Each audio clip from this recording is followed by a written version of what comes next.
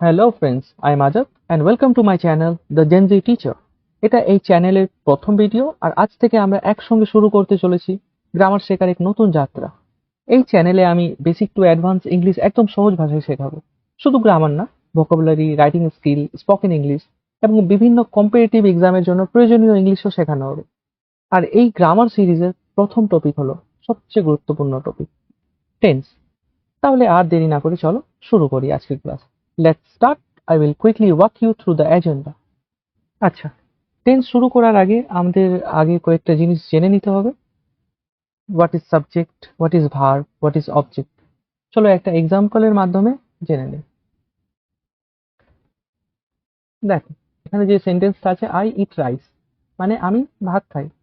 এখানে দেখো, সাবজেক্ট মানে কর্তা, মানে যে কাজটা করে। এখানে ভাত খাই, তো কে ভাত খায়? আই, আমি। তাহলে আমিটা কি? আমিটা হচ্ছে কি সাবজেক্ট। এবার কর্তা যে কাজটা করবে সেটাকে আমরা বলবো ভার্ব। ভার্বকে আমরা বাংলায় বলি ক্রিয়া, রাইট? তাহলে এখানে কর্তা কি করে? কর্তা খায়, তাহলে খাওয়া হলো একটা কাজ, তাহলে ইটটা কি হয়ে গেল? ইট হলো ভার্ব। এবার যখন আমরা ভার্বকে কি বা কাকে দিয়ে প্রশ্ন করব, যে উত্তরটা পাবো সেটা হচ্ছে কি অবজেক্ট। অবজেক্টকে আমরা বাংলায় বলি কর্ম। তাহলে এখানে দেখো, এখানে রাইসটা তাহলে কি? আমরা কি খাই? রাইস খাই। কি এর উত্তর পেলাম, তাহলে এটা হয়ে গেল কি অবজেক্ট। চলো আমরা আরেকটা উদাহরণ নিই। Rahul loves his mother. তাহলে দেখো, এখানে কাজটা কে করছে? কর্তা রাহুল। তাহলে রাহুল হয়ে যাবে কি সাবজেক্ট। রাহুল কি করে? রাহুল ভালোবাসে, তাহলে ভালোবাসা হয়ে গেল কি একটা কাজ। এটা হয়ে যাবে কি ক্রিয়া, যাকে আমরা বলি ভার্ব। ভার্বকে যখন কি বা কাকে দিয়ে প্রশ্ন করলে যে উত্তরটা পাই সেটা হচ্ছে কি অবজেক্ট। আচ্ছা, এখানে প্রশ্ন করি রাহুল কি ভালোবাসে, তো উত্তর পাচ্ছি না।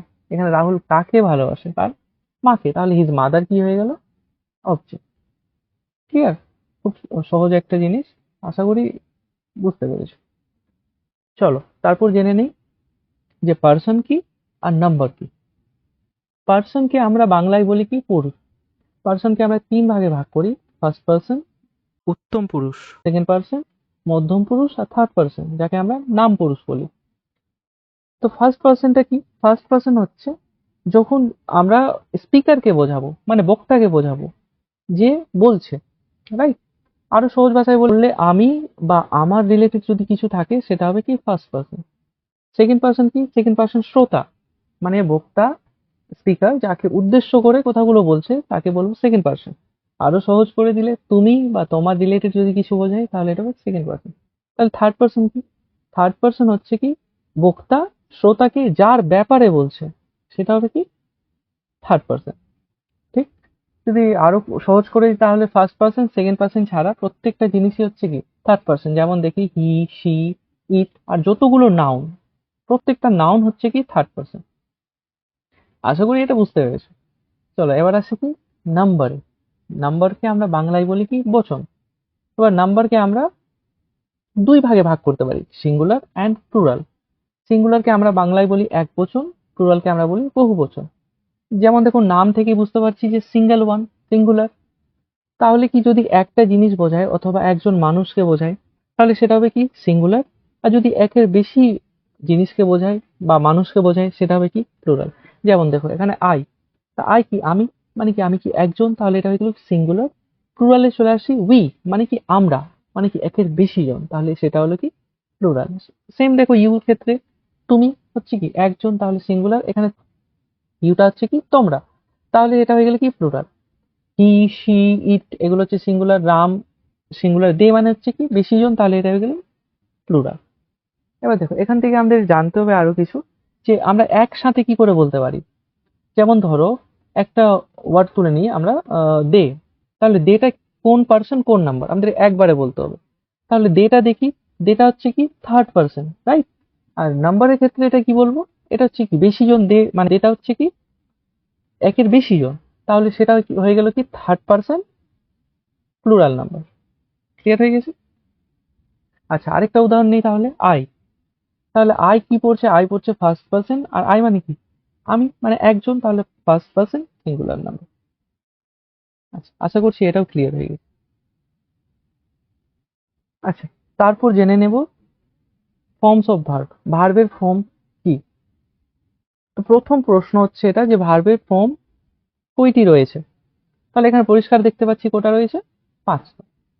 দেখো V1, V2, V3, V4 and V5। এই যে V1, V2, V3 এটা তো তোমাদের মুখস্থ করতে হবে, যে কোনো বেসিক গ্রামার বইয়ে পেয়ে যাবে, যদি না পাও আমাকে বলবে, আমি পিডিএফ দিয়ে দিই। এবার আমাদের কি করতে হবে, V4, V5 আমরা এটা নিজেই বের করতে পারবো। চলো শিখে নেই। যখন আমরা V1 এর সাথে আইএনজি লাগাবো সেটা হবে কি V4, আর যখন V1 এর সাথে এস বা ইএস লাগাবো সেটা হবে V5। তাহলে এখানে একটা দেখো কি আছে, ইট আছে, তাহলে ইটের সাথে কি হবে, আইএনজি লাগলে কি হবে, ইটিং। তাহলে V4 হয়ে গেল কি ইটি। তাহলে V5 কি হবে, এস বা ইএস লাগবে, ইটের সাথে এস লাগে, তাহলে এটা হবে কি ইট। প্লে এর ক্ষেত্রে দেখিনি, তাহলে এটা কি হবে, প্লেইং। আর V5 কি হবে, প্লেজ। লাভ এর ক্ষেত্রে কি হবে, লাভিং। আর V5 কি হবে, লাভস। তাহলে গো এর ক্ষেত্রে কি হবে, V4, আর V5 কি হবে, এটা তোমরা বলবে, রাইট? আচ্ছা, এটা ছাড়াও আমরা কিছু জেনে নিই এই ভার্বের ফর্ম থেকে, যে রেগুলার ভার্ব কাকে বলে, ইররেগুলার ভার্ব কাকে বলে। রেগুলার ভার্ব হলো সেইগুলো ভার্ব যে ভার্বের বেস ফর্মের সাথে ডি অথবা ইডি যোগ করে আমরা কি V2, V3 বানাতে পারি। আর ইররেগুলার ভার্ব হলো সেইগুলো ভার্ব যে ভার্বগুলোর সাথে বেস ফর্মের সাথে ডি অথবা ইডি লাগিয়ে আমরা কি V2, V3 বানাতে পারি না। যেমন ধরো এখানে প্লে ভার্বটা নিচ্ছি, কি প্লে ভার্ব নিলাম, প্লে এর সাথে কি লাগিয়েছি সেকেন্ড ফর্মে ইডি, থার্ড ফর্মে কি লাগিয়েছি ইডি, তাহলে এটা কি হয়ে গেল, প্লে ভার্বটা হয়ে গেল কি রেগুলার ভার্ব। লাভের সাথে দেখো, লাভের সাথে ডি লেগেছে সেকেন্ড ফর্মে, থার্ড ফর্মেও কি লেগেছে, ডি লেগেছে, তাহলে এটা হয়ে গেল কি রেগুলার ভার্ব। ইট ভার্ব নেই, ইট ভার্বে কি আমরা ইডি লাগিয়ে সেকেন্ড ফর্ম বানাতে পেরেছি, না। থার্ড ফর্ম বানাতে পেরেছি, না। তাহলে এটা হয়ে গেল কি ইররেগুলার ভার্ব। তাহলে গোটা কি হবে, গো এর থেকে ওয়েন্ট এসছে, গান এসেছে, এখানে ইডি লাগেনি, এখানেও ইডি লাগেনি, তাহলে এটা হয়ে গেল কি ইররেগুলার ভার্ব। আশা করছি ক্লিয়ার হয়েছে রেগুলার ভার্ব কাকে বলে আর ইররেগুলার ভার্ব কাকে বলে।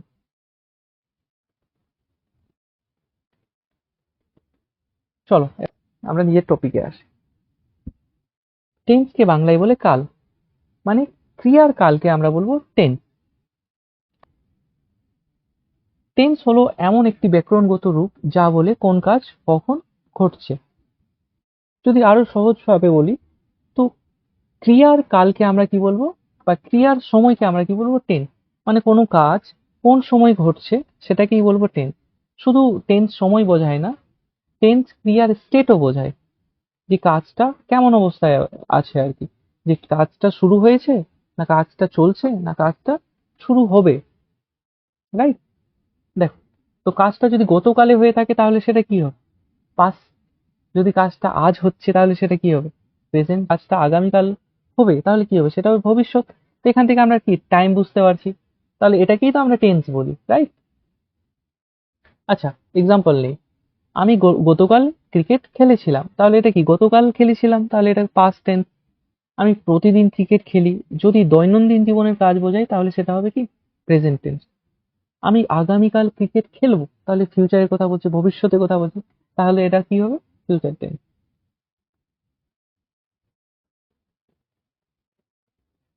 টেন্সকে আমরা কি কত ভাগে ভাগ করতে পারি, 3 ভাগে, পাস্ট, প্রেজেন্ট অ্যান্ড ফিউচার। আর প্রত্যেকটা ভাগকে আমরা কি 4 ভাগে ভাগ করতে পারি। দেখো, simple past, past continuous, past perfect, past perfect continuous. Simple পাস্টকে আমরা পাস্ট ইনডিফিনিটও বলতে পারি।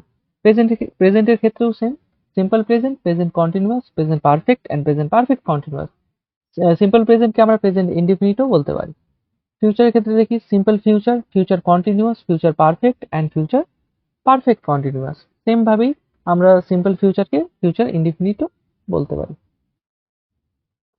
এবার দেখো, বেশিরভাগ টিচাররা কি করেন, যে আগে প্রেজেন্টের সবকটা টেন্স শেষ করেন, তারপর পাস্টের, তারপর ফিউচারের। কিন্তু আমরা একটা স্মার্ট ওয়েতে শিখবো, আমরা সিম্পল গুলোকে আগে করব, হ্যাঁ, তারপর কি করব, তারপর কন্টিনিউয়াস গুলোকে আগে করব, তারপর পারফেক্ট গুলোকে করব, তারপর পারফেক্ট কন্টিনিউয়াস গুলোকে করব।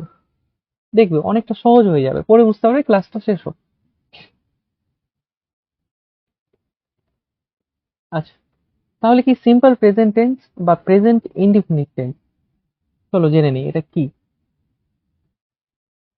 যদি কাজটা অভ্যেস বোঝায়, দৈনন্দিন জীবনের কাজ বোঝায়, বা চিরন্তন সত্য বোঝায়, তাহলে সেটা কি হবে সিম্পল প্রেজেন্ট টেন্স অথবা প্রেজেন্ট ইনডিফিনিট টেন্স। অভ্যেস বোঝায়, যেমন আমি স্নান করার আগে ভাত খাই, ঠিক, তাহলে এটা কি হলো? Simple present tense. দৈনন্দিন জীবনের কাজ বলতে আমি রোজ ক্রিকেট খেলি, তাহলে এটা হয়ে গেল কি? ডেইলি কাজ, তাহলে সিম্পল প্রেজেন্ট টেন্স। চিরন্তন সত্য বলতে আর কি ইউনিভার্সাল ট্রুথ, যেমন সূর্য পূর্ব দিকে ওঠে, তাহলে এটা কি হয়ে গেল? Present indefinite tense, right? চলো স্ট্রাকচার জেনে নেই।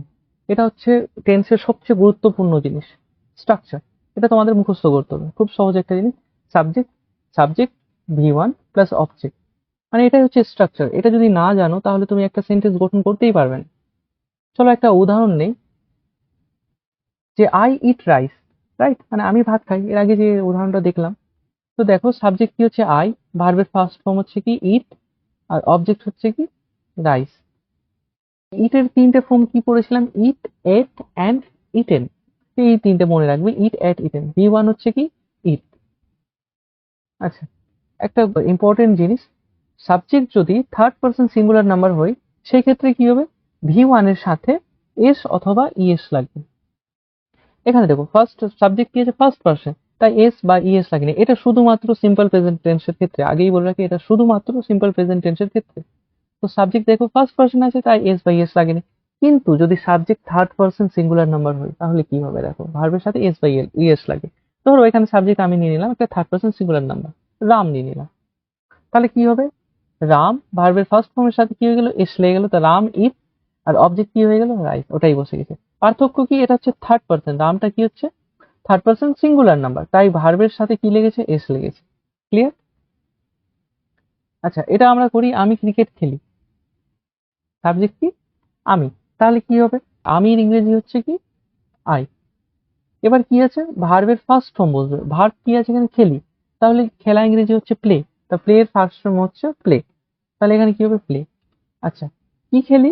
ক্রিকেট খেলি, অবজেক্ট বসবে, তা আই প্লে ক্রিকেট। চলো আরেকটা ট্রান্সলেশন করি। সূর্য পূর্ব দিকে উদিত হয়, এই যে ইউনিভার্সাল ট্রুথ, তাহলে এটা হবে কি? Present indefinite tense. সাবজেক্ট কি? সূর্য, মানে দ্য সান, রাইট? এবার দেখো এখানে ভার্ব কি? উদিত হয়, উদিত হওয়া ইংরেজি হচ্ছে রাইজ, তাহলে এখানে কি হবে? দ্য সান, এটা কি? থার্ড পার্সন সিঙ্গুলার নাম্বার, এই যে নোটিস করো, থার্ড পার্সন সিঙ্গুলার নাম্বার, তাহলে ভার্ব রাইজ এর সাথে কি হবে? এস লাগবে, তো দ্য সান রাইজেস। কোথায়? In the east. ক্লিয়ার হয়েছে? আচ্ছা, তবে দেখো সে খাবার রান্না করে, তাহলে সাবজেক্ট হচ্ছে সে, কি করে? রান্না করে হচ্ছে ভার্ব, কি রান্না করে? খাবার রান্না, তাহলে খাবার হয়ে গেল কি? অবজেক্ট। এটা তোমরা নিজেই করবে, আর এটা কমেন্ট সেকশনে কি উত্তরটা দিবে। আচ্ছা, তারপর জেনে নিই সিম্পল পাস্ট টেন্স অথবা past indefinite tense. Simple past tense বলতে এমন কাজ বোঝায় যা অতীতে কোনো এক সময় ঘটেছিল এবং সেই সময়ে সম্পূর্ণ শেষ হয়ে গেছে। স্ট্রাকচারটা কি করবে? এটা মনে রাখবে, মুখস্থ করে নেবো। সিম্পল প্রেজেন্টে কি ছিল? সাবজেক্ট প্লাস V1 অবজেক্ট, এখানে কি আছে? Subject V2 plus object. এটা একদম মুখস্থ রাখো, মনে রাখো। যেমন ওখানে দেখো কি ছিল? আই ইট রাইস, তাহলে কি হলো? আই, সাবজেক্ট আই, ভার্ব কি ছিল? ইট ছিল, তো এখানে সেকেন্ড ফর্ম হয়েছে V2, তো আই এট, অবজেক্ট ছিল কি? রাইস, তাহলে রাইস হয়ে গেল, রাইট? আচ্ছা, ট্রান্সলেশন করার চেষ্টা করি। সে রাতের খাবার রান্না করেছিল, চলো এটা করি দেখি। যে এখানে সে সাবজেক্টটা কে কে করেছিল? সে, তাহলে কি হবে? সি হয়ে গেল কি? সাবজেক্ট। এবার V2 আছে, মানে কি? ভার্বের সেকেন্ড ফর্ম হবে, কি করেছিল? রান্না করেছিল, তো রান্না করা ইংরেজি হচ্ছে কুক, তাহলে কুকের সেকেন্ড ফর্ম হচ্ছে কুকড, তাহলে কি হবে? She cooked, right? এবার অবজেক্ট, অবজেক্ট কি? সে রান্না করেছিল, কি রান্না করেছিল? রাতের খাবার, রাতের খাবার ইংরেজি কি? ডিনার, তো সি কুকড ডিনার, রাইট? তারপরে ট্রান্সলেশন করে দেখি। আমি ক্রিকেট খেলেছিলাম, সাবজেক্টে কে কাজটা করেছে? আমি, তাহলে কি হবে? আই। এবার ও কি করেছিল? আমি আমি কি করেছিলাম? আমি খেলেছিলাম, খেলেছিলামটা হচ্ছে কাজ, তাহলে কি হবে? I played. V2, I played. কি খেলেছিলাম? আমি ক্রিকেট খেলেছিলাম, অবজেক্ট, তাহলে অবজেক্ট বসবে আই প্লেড ক্রিকেট। সে একটি চিঠি লিখেছিল, তোমরা করবে। সিম্পল ফিউচার টেন্স, ফিউচার, যাকে আমরা ফিউচার ইনডিফিনিট টেন্স বলি, এটা জেনে নেব। সিম্পল ফিউচার টেন্স বলতে কি বোঝাবে? মানে ভবিষ্যতে কোনো কাজ ঘটবে, এরকম বোঝাবে না যে কাজটা কন্টিনিউয়াসলি চলবে বা কিছু হবে, কিছু না, শুধু বলবে যে কাজটা হবে ভবিষ্যতে, রাইট? আচ্ছা, স্ট্রাকচারে চলে আসি, এটা মুখস্থ করবে। সাবজেক্ট শ্যাল বা উইল, ভার্বের ফার্স্ট ফর্ম প্লাস অবজেক্ট। এই যে আমরা একটা এক্সাম্পল নিয়েছিলাম, মনে করো আই ইট রাইস, ওটাকে আমরা চেষ্টা করব। তো আই আই আয়ের পর কি হবে? শ্যাল হবে না উইল হবে? এটা হচ্ছে কোশ্চেন। দেখো নিচে আমি দিয়ে দিয়েছি, আই আর উইর ক্ষেত্রে কি হয়? শ্যাল হয়।